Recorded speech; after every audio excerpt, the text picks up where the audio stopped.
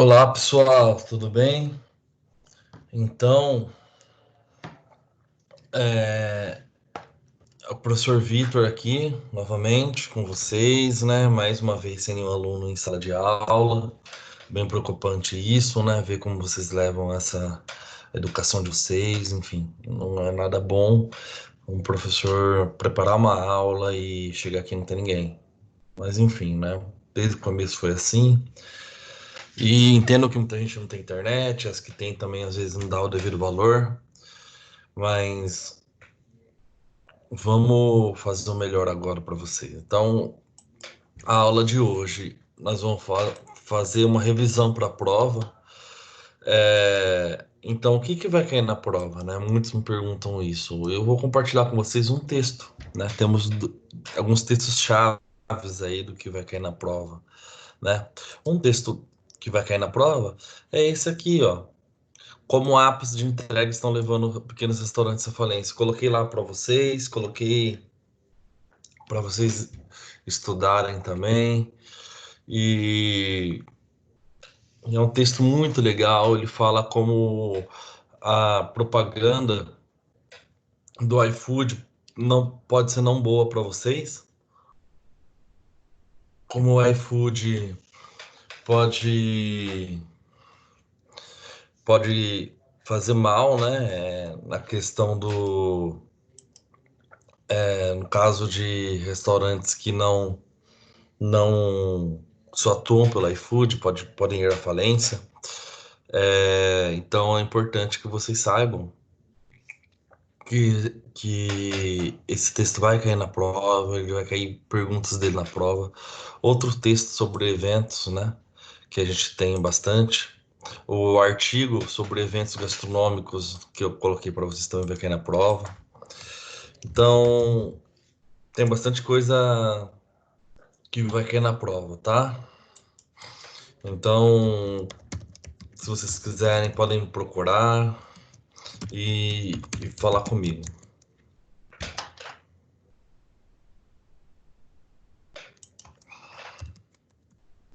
Só tentando abrir aqui o negócio, pessoal.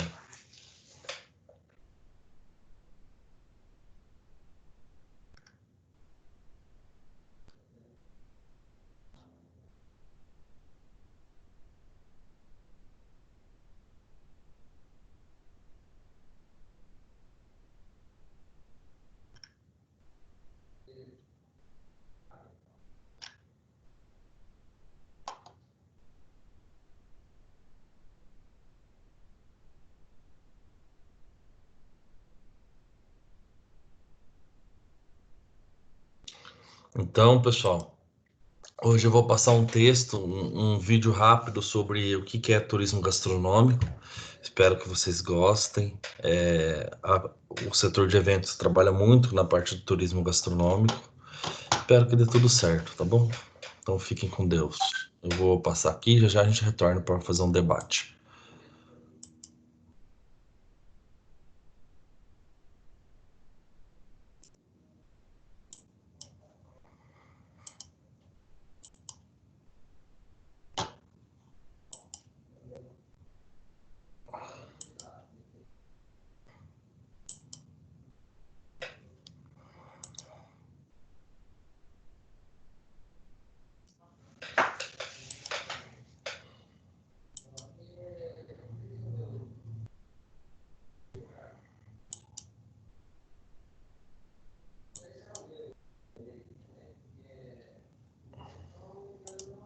É mais do que uma lista de restaurantes. Não exclui, mas vai muito além das refeições.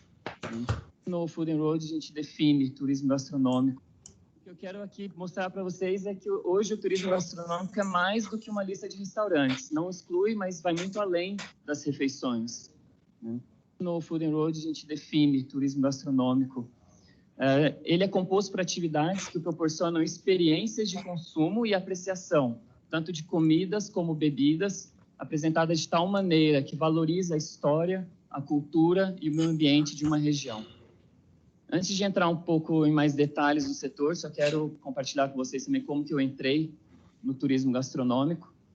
Para mim, eu sempre tive uma relação especial com a comida, como eu disse, eu vejo ela como um meio de conexão, ela conecta as pessoas, conecta os lugares, né, conecta as memórias, o tempo, e acho essa conexão muito importante. Eu percebi que muitas pessoas ao meu redor estavam desconectadas com a comida, né, desconhecendo os ingredientes, e a cozinha virando um mundo muito complexo.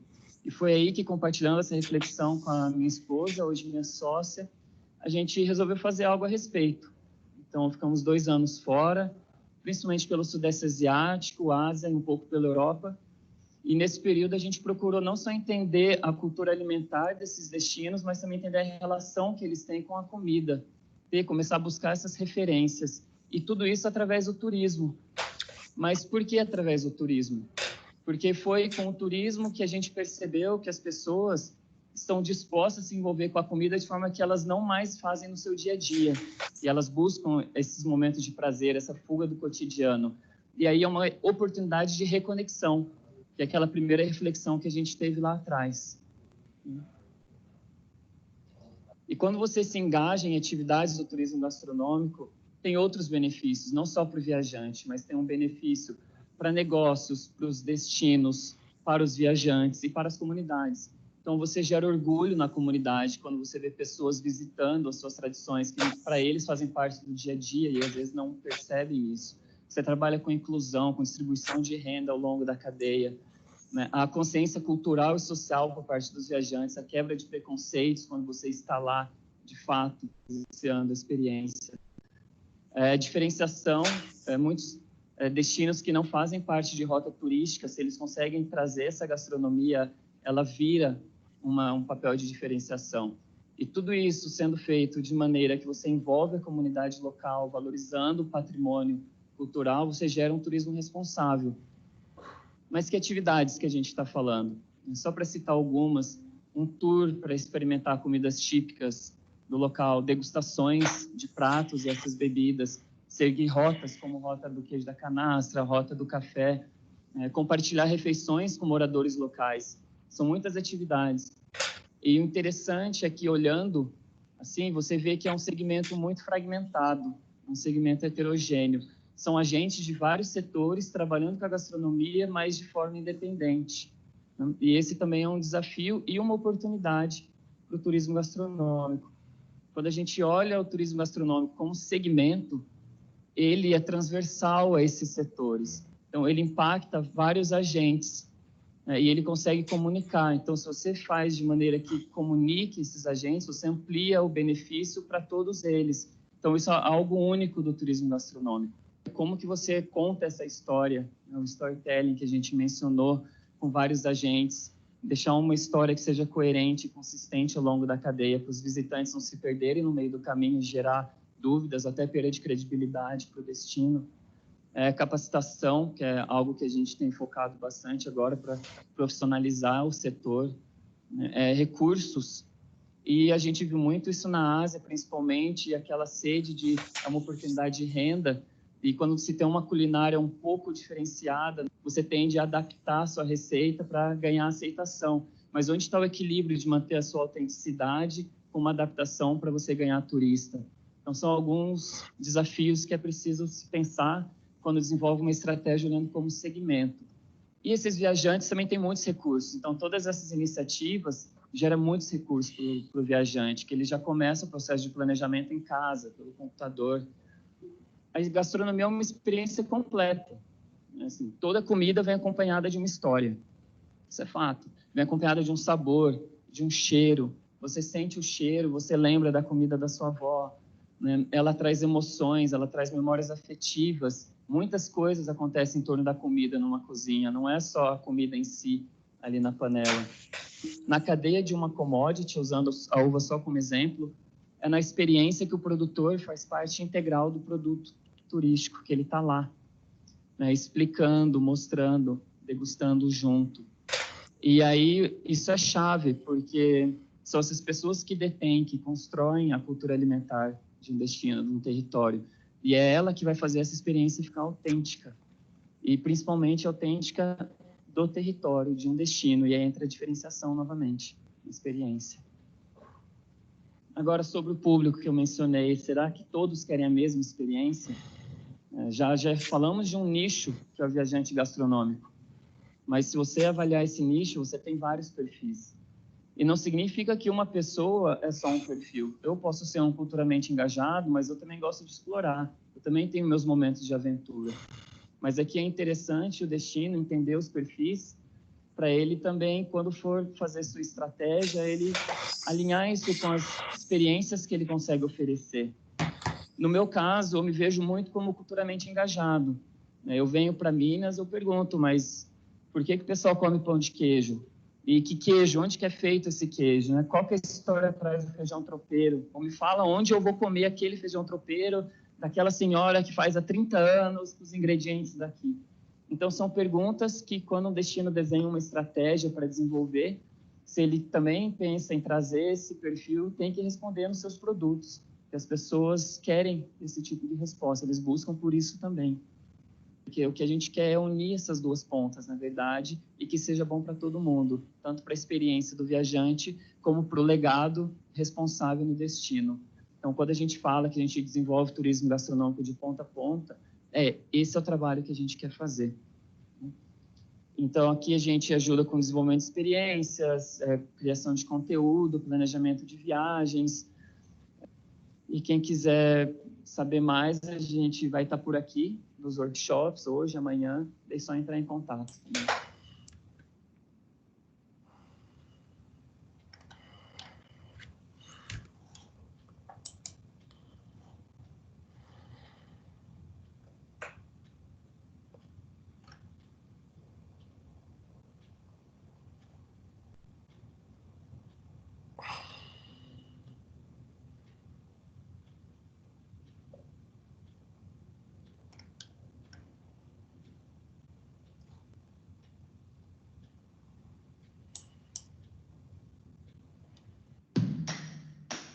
Você ainda acha que fazer uma pós é algo super distante e possível?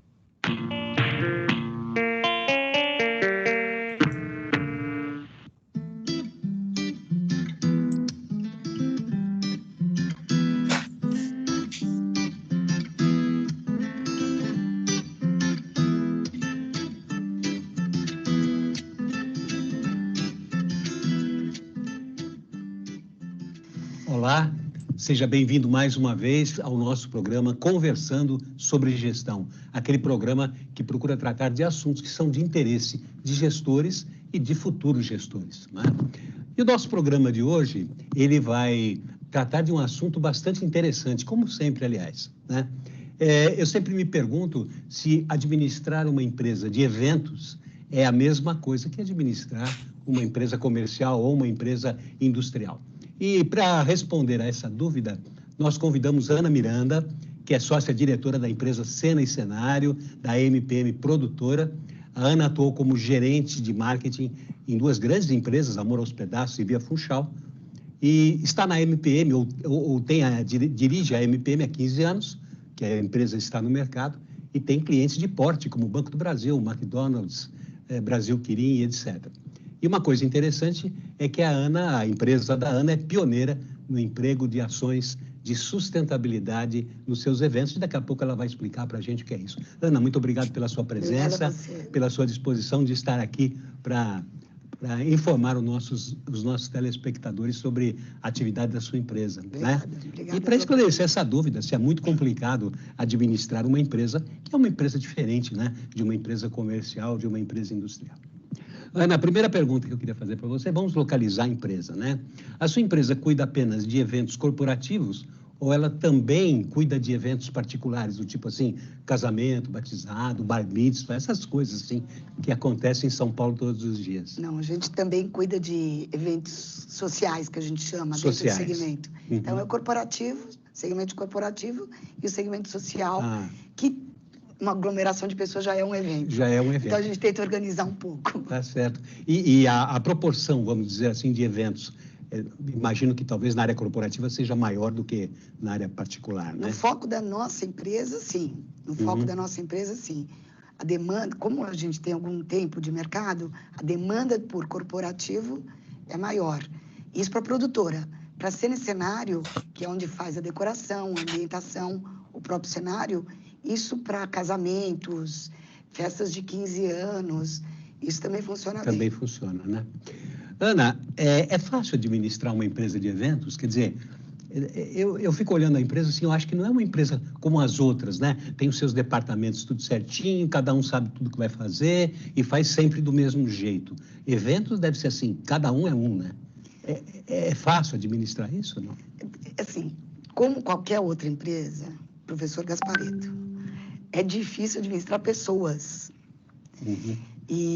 Mas, quando as pessoas sabem exatamente o que estão fazendo, que é o caso, por exemplo, a gente pega o briefing de um cliente, vem com o briefing do cliente, vai para a área de criação, da criação vai para a produção entram as produtoras, se for um caso de uma produção de um evento inteiro, vamos contratar os fornecedores, recursos de audiovisual, palco, né?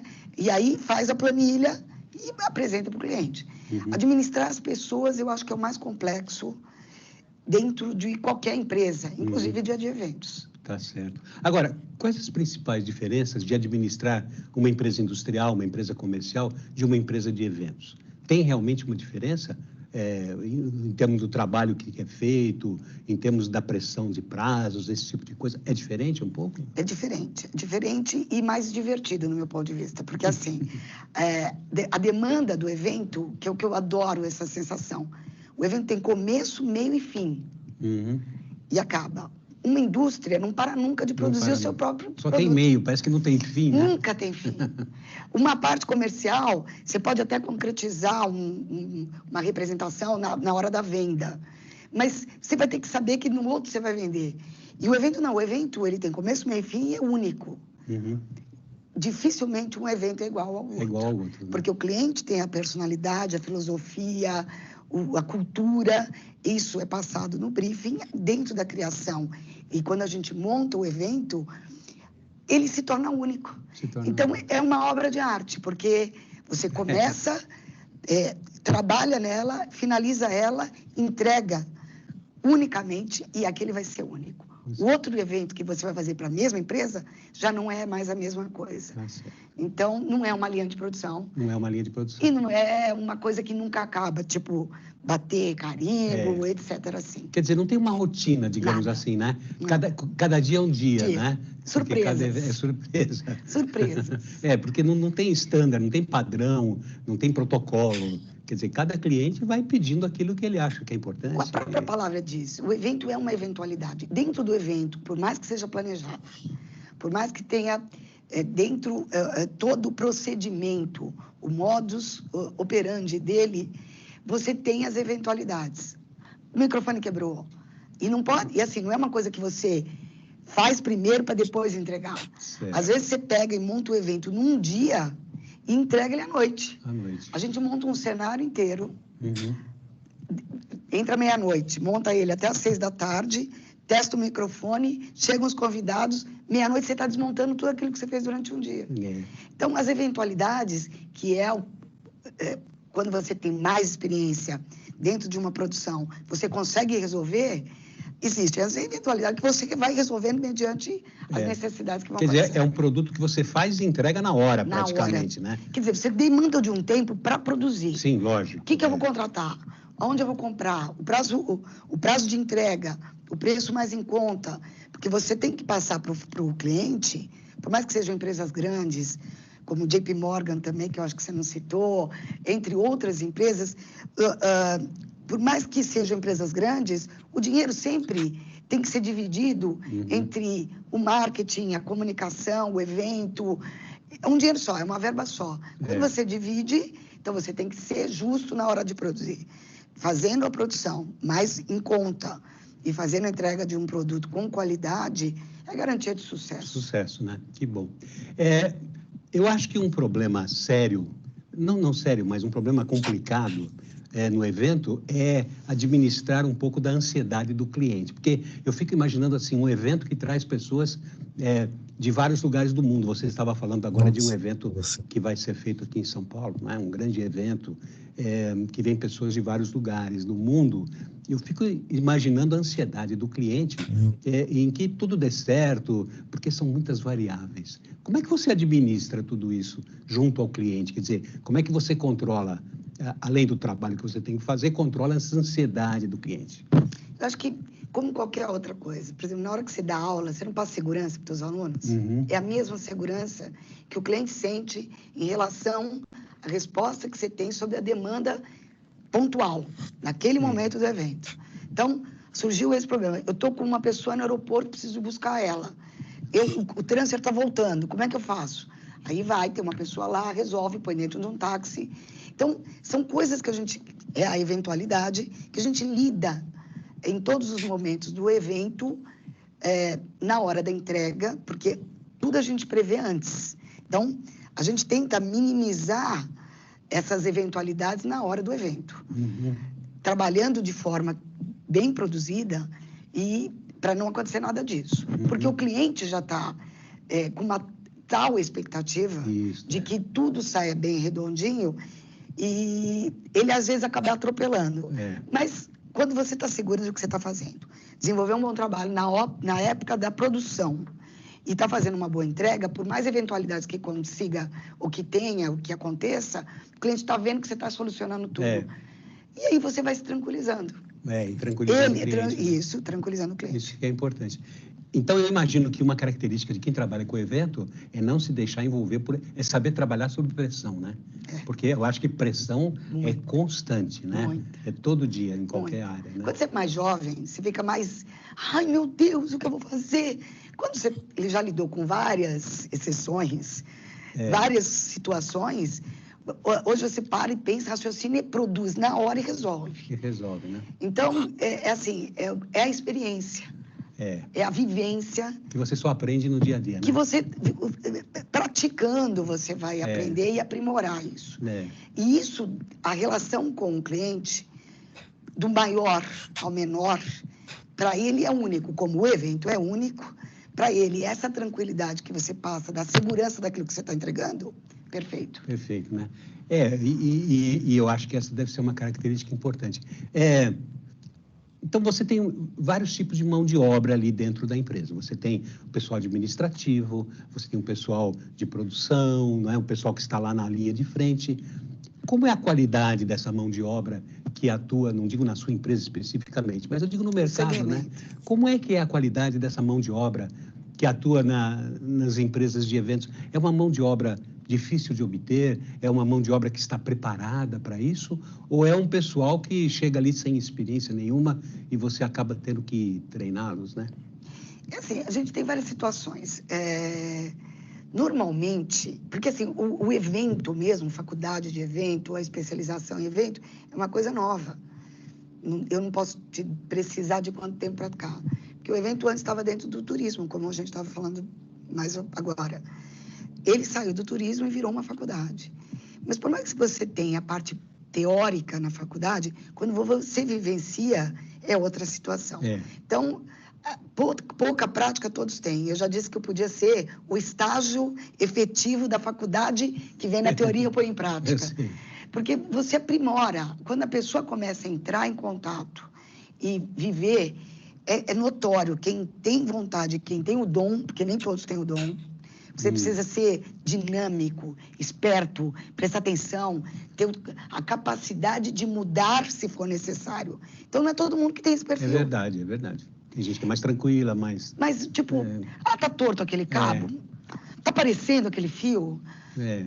E o detalhe do evento é importante, porque colocar uma tela, colocar uma projeção e um microfone que funcione, isso é obrigação. É lógico. Então, o que entra no detalhe... E aí não é todo mundo que tem esse olho. Na pré-produção, que a gente chama, que é elaborar como a gente vai fazer o evento. Na hora que você cota, isso tudo é quase que automático. Na hora que você vai entregar o evento, se você não tem olhos críticos de estar pedindo e desenvolvendo o melhor trabalho daquele momento, esse momento não volta. E ele não recupera. Então, não são todos que são preparados. Dentro da empresa, na minha ou em qualquer outra, esse dia a dia faz o profissional ficar com mais tarimba. E muita gente, depois que você deixa pronto, muita gente vai lá e puxa ele e leva para outra empresa. Isso já me aconteceu várias vezes. Paciência, né? Tudo bem, eu sou o estágio né? É verdade. Preparação e efetivação do que é um evento. É verdade. Uma vez alguém falou, não lembro quem, que você não tem medo de treinar o pessoal e prepará-lo para outras empresas, né?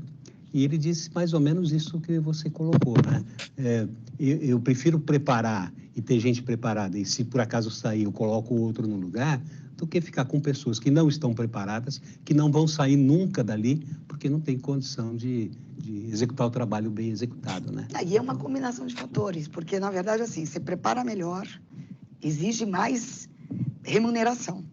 Aí é o cachorro correndo atrás do rabo, porque você vai preparando bem. Então, assim, existe o produtor, o estagiário, o produtor júnior, o produtor sênior, né? E aí você vai numa crescente. O produtor que não é mais produtor só, que faz as compras, que decide a cor do cenário, que vai ajudando, que formata, que cria e que executa. Quer dizer, e hoje o evento ele tem tantos subitens. Imagino. Muitos subitens. Então, assim, tem como você desenvolver o gifting, quer dizer, o brinde que você vai entregar, que são as caçadoras de brindes, o que você vai fazer. Então, assim, dentro de uma estrutura grande, existe a produção. Dentro da produção, existem outros subprodutos que é de aprimoramento da própria composição do que é um evento. Entendi. E cada vez mais existem pessoas especializadas e curso para a especialização dessas pessoas. Tá certo. Que é interessantíssimo. E é aí que entra o trabalho do gestor, né? Porque ele tem que gerenciar tudo Como isso. Como é difícil isso. Porque não é fácil, né? Tem tudo na cabeça, praticamente, né? Vocês têm um checklist que assim, imagino um checklist bem complexo, né? A gente aprimora cada vez mais, né? Cada vez entra um item diferente. Né? E para ficar mais completo e a gente não esquecer de nada. E para fechamento desses itens, porque, por exemplo, o evento é uma ferramenta de marketing, de comunicação, que você consegue absolutamente mensurar isso. O quanto você pagou, o número de pessoas que foram, se foi voltado para lead, para comercial, quanto você teve de retorno na assinatura de um contrato. Consegue isso? Tem fórmulas para... Interessante. E essa avaliação, ela é pré, ela é durante e ela é pós, que a gente consegue fazer. Hoje, inclusive, mais do que nunca, que é tudo tecnológico. Não é só no papel e na avaliação.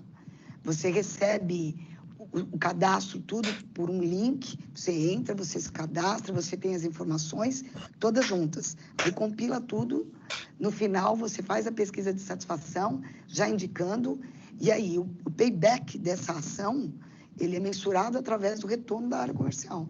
Se for de lead, se for um lançamento de produto, número de jornalistas, né? E aí vai. Cada um tem um método jeito de medir. De medir, né? E é isso que o cliente quer saber no final, né? E a gente por mais que fala assim, nossa, estamos evoluindo, ainda a gente está anos-luz do que poderia ser, no meu ponto de vista. Poderia ser melhor. Ainda pode ser melhor. Não sei se você teve a oportunidade de ver, por exemplo, e você viu o intervalo do Super Bowl? Vi alguns pedaços, porque o Super Bowl é meio longo, né? No intervalo, eles montaram um palco em 8 minutos. Não era um palco qualquer. Eles forraram o palco inteiro. Aquilo é uma tecnologia, aquilo é cenário. Você pensou, eu ainda vou fazer desse... Pelo amor de Deus. Vou fazer em 7 minutos. Vou fazer em 7 minutos. Esse não é um jeito de medir, mas você vê o efeito, vê Lógico. Você olha a reação das pessoas. E sempre é um desafio. Ano passado eles montaram para Madonna, esse ano montaram para Katy Perry. É sempre um desafio. Já tem uma expectativa. Eu acho até que o pessoal vai assistir não só por causa do jogo. Não, mas para ver. Esse é um show. Para ver o show. Esse é um show. Aliás, os americanos, aqui entre nós, né? Surpreendentes. Eles realmente, em termos de show, eles são únicos, por enquanto, eu acho. E engraçado, mas eles também são assim, né? É o que eu estava te falando desse evento que está sendo produzido em Washington, D.C. É um evento de mulheres que vai ser realizado no Hyatt, agora em maio. Em maio? Qual é o nome do evento? Summit. Summit de mulheres. Então, se você jogar no Google, você acha Summit. São 1.250 mulheres que vão se reunir, elas vêm de todas as partes do mundo. Todas falando ao mesmo tempo lá? Assim? Todas falando ao mesmo tempo. E elas ficam 3 dias reunidas, uma num jantar, e depois 2 dias discutindo, justamente por uma pesquisa que elas fizeram, e descobrindo várias coisas para favorecer e deixar as mulheres com mais poder ainda. Mais ainda. Mais ainda. As mulheres aqui do Brasil vão algumas, que vão representando o cenário. A Dilma, a própria Dilma vai ser convidada, a presidenta, que são poucas presidentas. A da Petrobras não vai, né? Não estou sabendo essa, não tive essa informação. Então, por exemplo, os americanos produziram de lá para cá. Aí, na hora de efetivar, o mercado do Brasil é diferente do americano. É lógico. Aí eles precisam de alguém para poder adaptar a situação brasileira. E produzir, porque cada coisa está num lugar. É. Aí, hoje, nós temos um call com Miami, que é o escritório de Miami, que representa o Washington DC, para a gente acertar detalhes de como vai ser essa parte. Porque é diferente. Eu tenho a impressão assim, que os americanos eles são muito planejadores, muito certinho. Para eles, 1 mais 1 é sempre 2. Isso. Mas aqui no Brasil não é bem assim. Não. 1 mais 1 é 2, pode ser 3. Quem sabe 4. Das eventualidades. São 1.200. É bem mais complicado, 1.250. É bem mais complicado fazer evento no Brasil do que fora dele. Com certeza, né? Agora, o talento, por exemplo, você sabe que eles pegam muitas pessoas aqui do Brasil para fazer cenários na Angola, Portugal. Tanto é que o Medina, que fez o Rock in Rio, né, há 30 anos atrás, o primeiro Rock in Rio, o segundo ele entregou em Portugal, em Lisboa. É verdade. Rock in Rio em Lisboa. É verdade. Ele levou a equipe daqui para lá. Então, o talento do brasileiro para criatividade, originalidade, isso dentro do segmento de eventos para cenário, é incomparável. Vide escola de samba, né? Vide escola de samba. Agora, que a gente passou vergonha na abertura da Copa do Mundo, a gente passou. Mas não foi a gente que fez, viu? Não, é verdade. Não foram brasileiros, é verdade. A gente tem essa desculpa. E a escola de samba é sempre citada como um exemplo disso, né? Porque é aquela coisa, aquela bagunça aparente, mas de repente, na hora que desfila, é uma coisa muito organizada. E muitos deles vêm de fora estudar esses grandes eventos brasileiros. Né? Como, por exemplo, o Carnaval da Bahia. Muitas vezes a gente soube que a Interpol veio para cá para entender como é que funciona o circuito Barra-Rondina. Como é que não tem briga dentro de um cordão de isolamento, poucos homens para aquela multidão de gente. É verdade. Isso é um item da produção do evento, a segurança. Segurança, Então, eles calculam, por exemplo, 4 pessoas por metro quadrado. Às vezes, em Salvador, tem muito mais gente que isso por metro quadrado. É verdade, e não dá problema. E não tem problemas gigantescos de acidentes de pessoas, de tumultos, de coisas absurdas. E é aí que aparece o trabalho de gestão, né? O trabalho do gestor. Isso. Né? Que esse Como é que trabalho eu controlo essa gente que sabe dar um jeitinho em tudo, né? É verdade, não é fácil, não. Você também tem que saber dar jeitinho, né? Também. Por isso que o programa americano é mais difícil quando sai do quadradinho. E para o brasileiro, com essa criatividade, jogo de cintura é melhor. É verdade. Agora, é aquilo que eu te falei, gerir pessoas... É o problema sempre. Em todas as empresas, né? É complicado, né? É por isso que os cursos de gestão estratégica de pessoas, de universidades e tudo mais, estão com cada vez mais inscrições, né? O pessoal que quer se aperfeiçoar nessa área, porque hoje a gestão é pessoa mesmo, gerir pessoas. Porque equipamento, máquina, matéria-prima... Isso é programa. Isso tudo é fácil, você põe no computador, né? Agora, você falou de fornecer material, fornecedores. Como é que nós estamos no Brasil em termos de fornecedores para esse tipo de cenários, de eventos, etc.? Existem suficientes? Existem de várias áreas? É fácil administrar esses fornecedores? Olha, assim, a tecnologia, ela chega aos poucos, né? Hoje, eu ainda vejo a tecnologia, por exemplo, no caso daquilo como referência que a gente viu no intervalo do Super Bowl. A tecnologia hoje chega mais rápido da China. Então, tem muito fornecedor que vai lá, brinde, China. Os painéis de LED, que é aquela estrutura do Super Bowl, a escada do meio, era um LED inteiro. A escada, o palco, tudo. Esses painéis de LED vêm todos da China. Porque a tecnologia é de mais acessibilidade, porque é mais barato. As pessoas pegam um avião, vão até lá e trazem. Compram, vêm de navio, vêm por... Então, assim, hoje, obviamente, não é todo mundo que tem acesso a isso, porque não é todo mundo que tem dinheiro para pegar um avião e ir até a China. Mas a locação desse equipamento, você tem de preços de A a Z. Fotógrafos mais especializados, recursos audiovisuais mais aprimorados, Então, você tem um lado de fornecedores mais profissionais. Entendi. Como também tem o cara que vai fazer pipoca na porta do espaço de evento, fala que faz evento. Então, tem fornecedor de todos os tipos. De todos os tipos, né? Porque o brasileiro sempre dá o jeitinho dele. Sempre dá um jeito, Mas a gente aprimorou muito no fornecimento de opções, variedades e novas alternativas de soluções para eventos. Entendi. Cada vez melhores. E dentro da empresa, você tem uma área específica para administrar fornecedores? Pessoal de compras, ou isso é feito entre aquele pessoal de produção mesmo, cada um que tiver mais... Na verdade, a gente divide assim, uma pessoa em pré-produção, que é a Sônia. A Sônia, ela tem uma equipe, por exemplo, que faz manuseio de um brinde. O brinde, quando é muito caro e o cliente quer comprar aquele brinde, a gente desenvolve o brinde. Ou seja, eu vou lá, recorto um pedaço de madeira, eu desenvolvo o cabinho de aço, faço numa pessoa, no serralheiro, e faz tudo direitinho. Criatividade brasileira. E a gente vai montar para ficar mais adequado ao valor que a ansiedade do cliente precisa, ou o budget dele. Essa é a pré-produção. Aí tem a produção, no caso a Fernanda, com as suas produtoras embaixo. A Fernanda, o que ela faz? Ela compra o material, negocia junto com a área financeira o prazo de pagamento, porque hoje em dia as empresas cada vez mais estão pagando mais longe.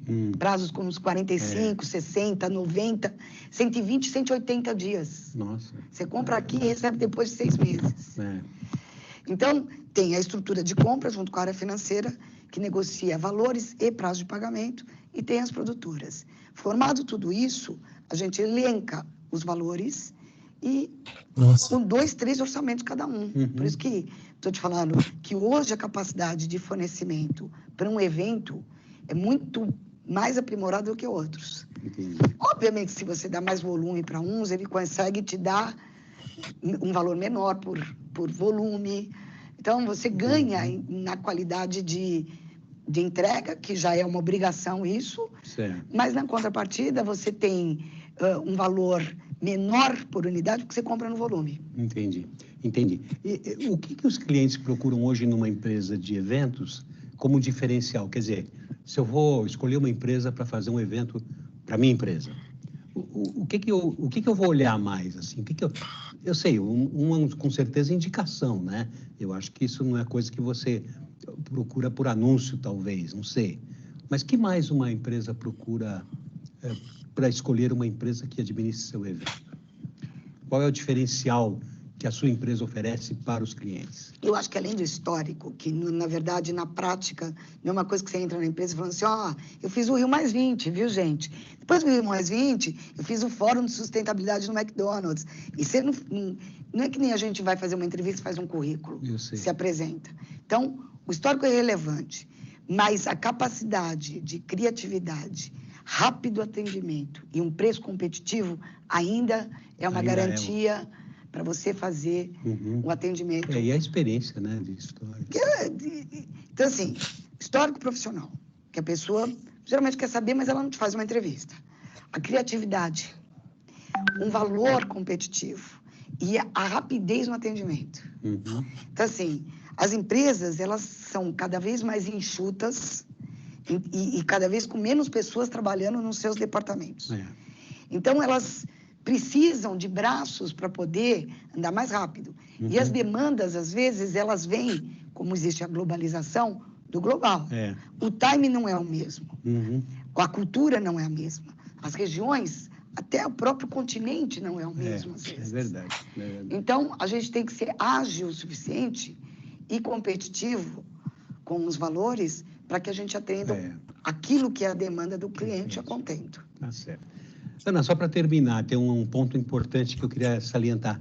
A questão da sustentabilidade. O que significa isso? A sua empresa se preocupa com a sustentabilidade na área dos eventos. O que significa na prática? O que... Desculpa. Você imagina que todo evento gera uma demanda. Essa demanda gera um volume de conteúdo para esse evento gigantesca. O que você faz? Joga fora? Com esse conceito e trabalhando dentro de uma visão mais ampla, a gente começou a reutilizar os materiais, que em algumas empresas já é praxe. Aí, a reutilização, muita madeira, muito tecido. Entendi. E como melhorar? Porque, às vezes, o evento estraga o móvel, o tecido, a madeira. Como é que a gente pode reformar isso e reutilizar isso? Isso foi um conceito. Segundo, a gente, quando fez o Fórum de Sustentabilidade do McDonald's, a gente fez para os 19 países da América Latina, Canadá e Estados Unidos. Eles ficaram impressionadíssimos, porque a gente fez o reuso daquilo que tinha dentro do restaurante. Ah, legal. Então, a gente pegou o copo de Coca-Cola, por exemplo, do restaurante, e fez um lustre. Ah, que bacana. A gente pegou a caixinha do Big Mac, virou o contrário e virou cenário.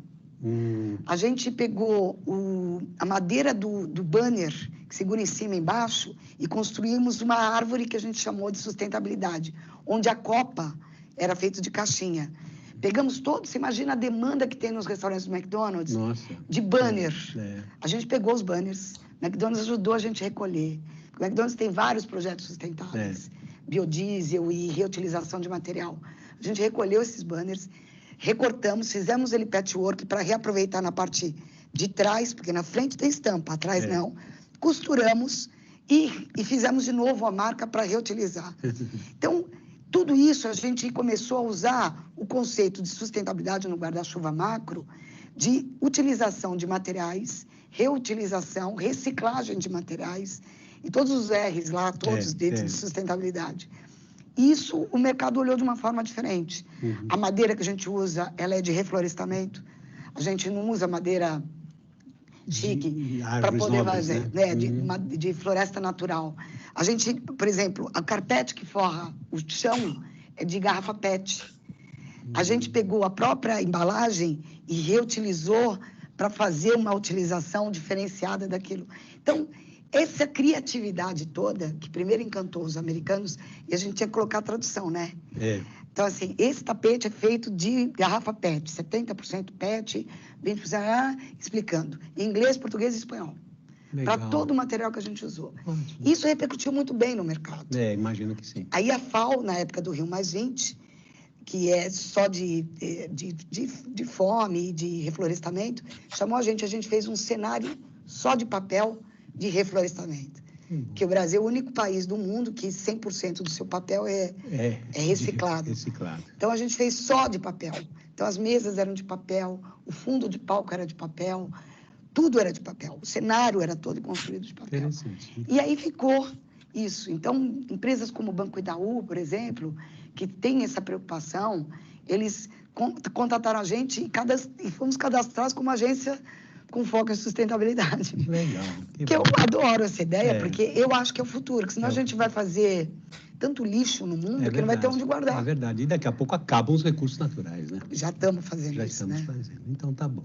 Ana, infelizmente o nosso tempo acabou. Tá tão gostosa a conversa, tão... né? Mas a gente vai ter oportunidade mais para frente, talvez, de voltar a conversar.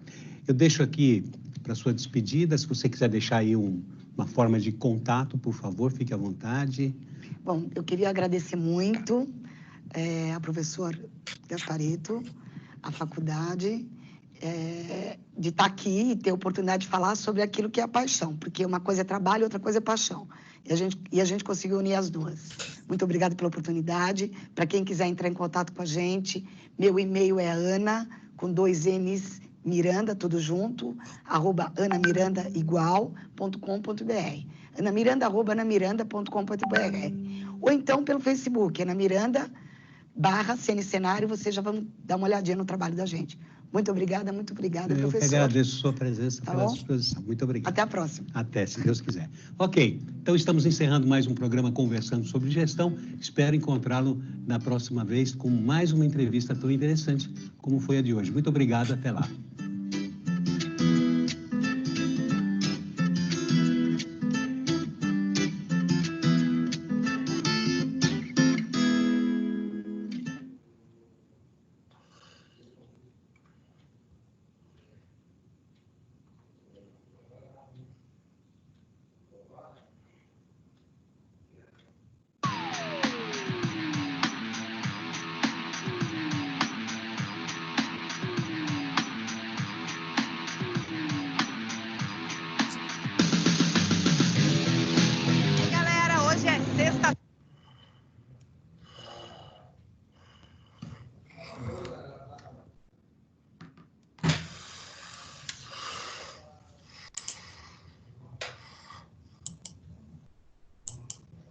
Galera, então a gente viu agora uma entrevista muito legal sobre o setor de eventos, né? Antes da pandemia, então o setor de eventos é muito legal. E o que que vocês acharam? Né? É importante. É,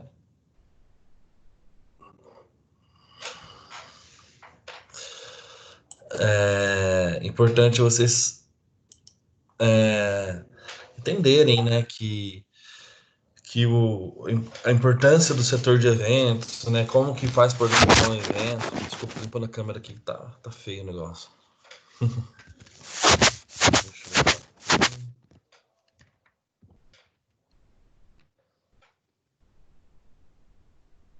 Então, é bom para vocês entenderem a importância do setor de eventos, como que o setor de eventos funciona. E eu queria saber de vocês, né? O que vocês acharam do vídeo? O que vocês gostaram? Por que vocês gostaram de assistir esse vídeo? O que que vocês aprenderam, né? Qual que é o debate pertinente que a gente pode falar? Será que é sobre organização? Será que é sobre o staff? Será que é sobre qualidade, né? Brindes, enfim, tem muita coisa que a gente pode falar desse vídeo no setor de eventos, né? Então, é legal a gente debater sobre isso. Qual que é a opinião de vocês?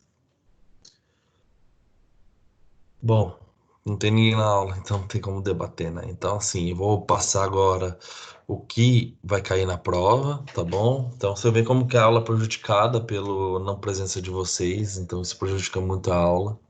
Peço desculpa para vocês, mas eu tô com dificuldade de lidar com a não presença dos alunos, né? Então, vamos falar o que vai cair na prova. Vai cair na prova esse. Opa!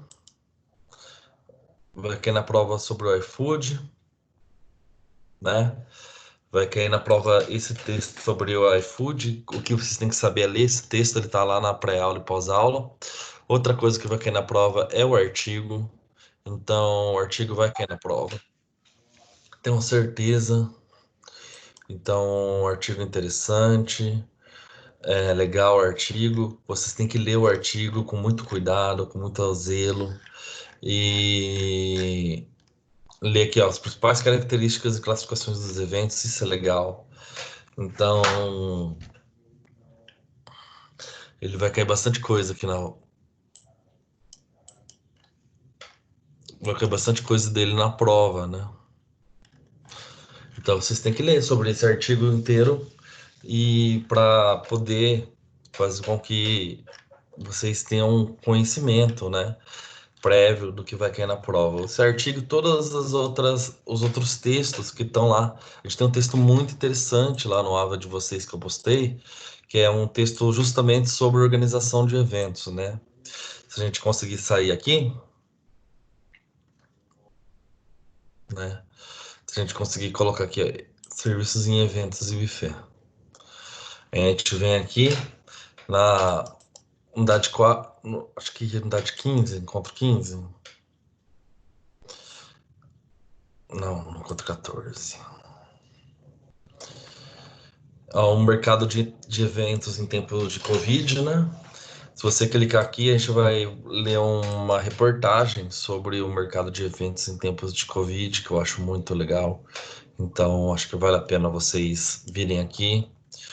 Então, assim, como que ficou o mercado de eventos em tempo de Covid? A gente passou um vídeo sobre isso na aula, a gente passou um texto sobre isso, então é importante que vocês leiam aqui, ó, eles estão falando que o mercado em tempo de Covid é um dos primeiros a ser afetado. Enfim, conto com a participação de vocês aqui para vocês entenderem o mercado em tempo de Covid, como que vai ficar, a estratégia das pessoas, né? Vou até passar esse vídeo aqui que vai falar sobre o mercado em tempos de Covid, que eu acho muito legal. É algo que vai cair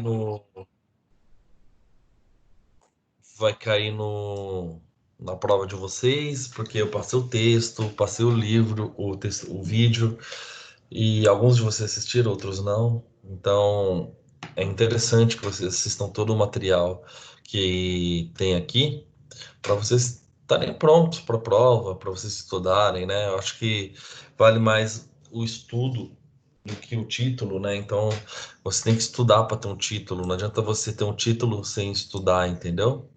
Então, a mesma coisa de não ter, né? O que que adianta você ter um título se você não estudou para aquilo, depois você não vai saber lidar no mercado de trabalho com aquilo, né? Então, vocês têm que pensar sobre isso, né? Porque isso pode estar afetando a qualidade do ensino de vocês. Então, vamos ver esse vídeo aqui. Deixa eu, desculpa, tem que compartilhar aqui.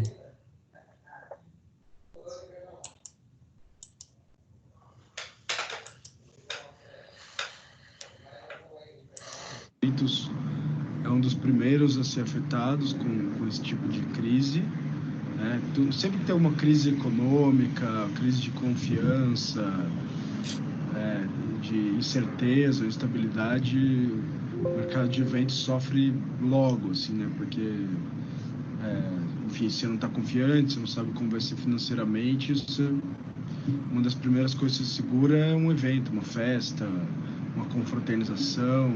Do dia 15 de março para frente a gente já ficou sem nenhum evento, foi tudo cancelado. Então a gente está trabalhando com uma projeção de pelo menos 3 a 4 meses aí só de gasto praticamente. Como a gente tem essa estrutura que é relativamente enxuta, acho que vai dar para sobreviver. A gente está negociando com a imobiliária para tentar baixar o valor do aluguel. Provavelmente a gente vai conseguir algo do tipo ter um abatimento agora que a gente vai reembolsar eles depois, mas pelo menos dar uma ajuda no caixa agora. A gente tem, enfim, na conta de luz a gente tentou desligar o máximo de equipamentos possíveis. A gente tem várias geladeiras, vários freezers lá na cozinha, a gente compactou e desligou o que deu. A gente está estudando talvez montar um esquema de aula online que possa ser remunerado. Enfim, por enquanto a gente não tem nada concreto que vai garantir alguma entrada, mas a gente está tentando achar alguma oportunidade no meio do caos. A gente está tentando passar receita para as pessoas, gravar umas dicas. Tem muita gente que está em casa, precisa cozinhar, precisa saber como fazer as coisas, então a gente está tentando dividir esse conhecimento para ajudar e também para a marca estar ali na cabeça das pessoas, para quando tudo voltar ao normal, a gente pelo menos está na memória, né? Ser uma coisa que as pessoas pensem logo. Então, vocês veem que o mercado de eventos realmente está quebrado, né? E é importante a participação de vocês aí para poder resgatar os valores desse mercado de evento. Então, eu ia pedir um trabalho hoje, né? Eu ia lançar uma nota até dia 4. E ia pedir para vocês, né? Ia ser um debate aqui em sala de aula, enfim.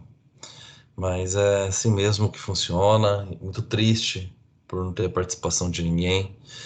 Mas eu vou tentar bolar um trabalho para que vocês possam responder algo do tipo. E é isso. Tá bom? Então fiquem com Deus. Olhem o AVA, estudem pelo AVA. Respondam as questões que eu vou postar lá. Tá bom? Até mais.